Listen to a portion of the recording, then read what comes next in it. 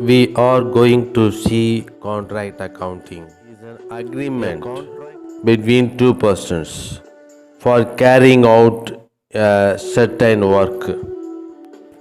Two parties are involved in a contract. Number one, contractor. Number two, contractee. The person undertake the work is called contractor. The person who has the finance is called contractee.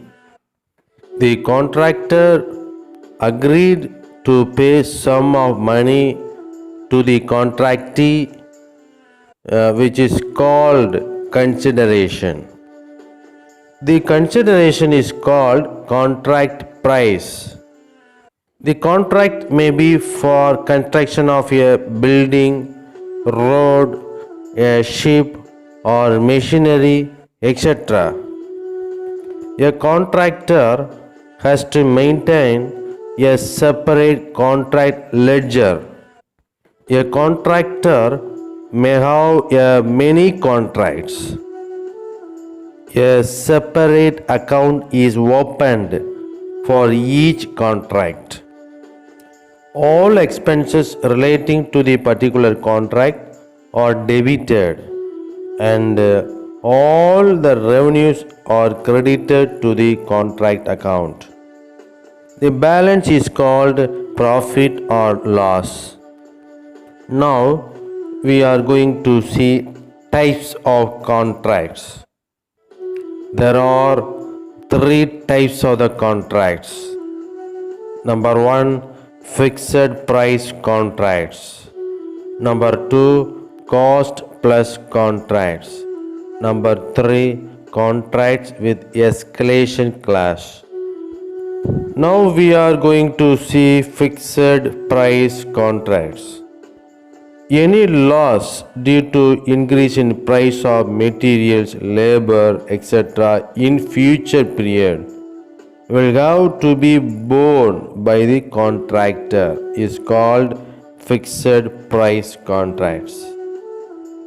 Second one, cost plus contracts. The contractee may agree to pay the contractor the cost price of the work to be done plus a definite percentage of a profit on the cost. This contract is called cost plus contracts. Now we are going to see the contracts with escalation clause. If price of materials increase beyond an agreed price, the contractor can make upward adjustments. It is called contracts with escalation clause. This escalation clause protects the interest of the contractor. The contractee may require additional work which may not be referred in the original agreement. In such a case, the contractee is responsible to pay the contractor for extra work done. The cost incurred for extra work is debited to the contract account. The additional amount paid by the contractee is credited to the contract account. Now we are going to see about subcontracts. The contractor may give responsibility for the work such as electrical, plumbing, painting, carpentry, tiles or granite, etc. to a subcontractor. The payment is made for the subcontracts from the main contractor to subcontractor. The cost of such subcontract is debited to the contract account. Now we are going to see about work certified. The contractee wants to know about the work done by the contractor before making payment to a contractor.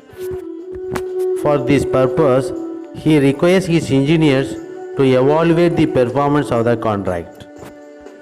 The engineers issue a certificate of the work done which is called work certified. The work certified is shown on the credit side of the contract account, also shown in the balance sheet asset side also. Now we are going to see about work uncertified.